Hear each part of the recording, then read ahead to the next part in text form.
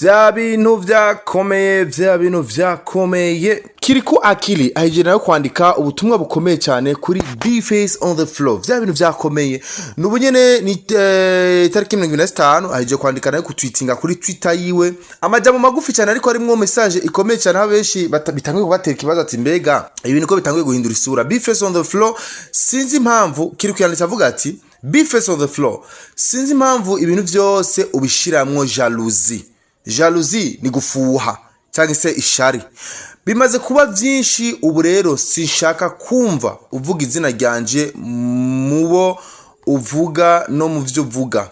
bimaze kuba byinshi sinshaka gusubira kumva izina ryanje mu buvuga no mu byo uvuga byose sinkunda umuntu yigira ko afana Real na Barca désolé ndi allergique kuba hypocrite ati je ndamererwa nabi cyane n'abantu bigira ko bakundana badakundana Kirikou rero kugira avuge n'amajambo dibaza twarabasomeye ku munsi wejo ugwete cyangwa se post ya B face on the floor ariko arasigura ibyamubaye ko kuri show ya Dudana Buja FM aho yavuze ati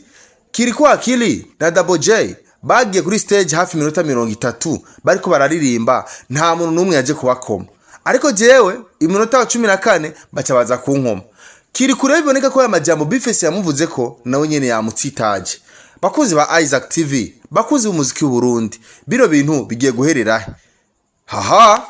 game giye guryoha cyangwa se bigiye kugenda gute bakuzi ba Isaac TV mvyo twariyemeje kuguma tukurikirana abantu ba artiste bacu ivyo ba posting ivyo bavuga byose tuzobashikiriza umwanya ku mwanya nitwa Isaac Classic in Isaac TV nugucitangwe n'amakuru tubana tubashikiriza ku munota